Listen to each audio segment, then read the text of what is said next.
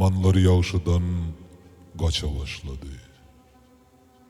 Kayta bedasıllar asıl zadadan pesint etmeyi pöre geçe başladı. Irya oldu köpün okan namazı, Tanrı hiçbirinden bolmadı razı. Peygamber ornunda oturan kazı, para üçün elin aça başladı.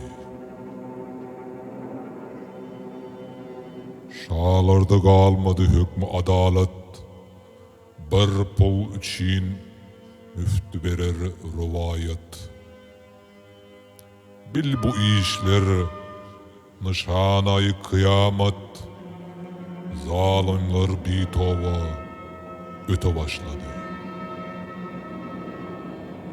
Dağıthanları turban yüzün sarırdıp, kim töresini tapıp rengin kızardıp,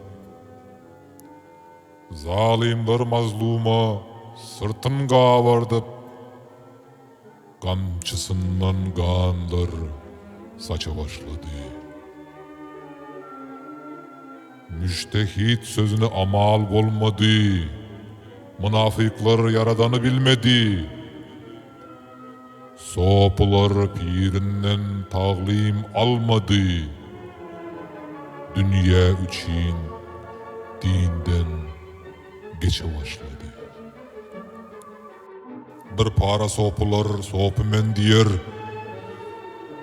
soramay zalimler tagamın iyer.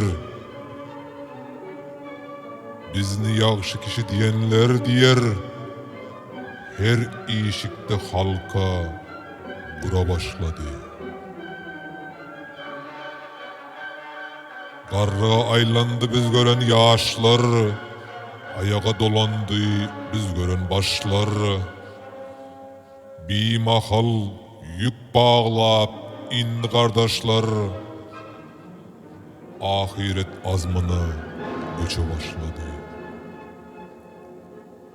Akıl olan kandı yüreğin ezip, derdinin dermanın soralap gezip, zamananın pisat bulanın sızıp, paniydan bakıya göçe başladı. Ne asıl beylerin novatı öştü, kayta şugul haramıga söz yetti. Dünyada kim kalıp muradı yetti, muhabbet çırağı öçe başladı.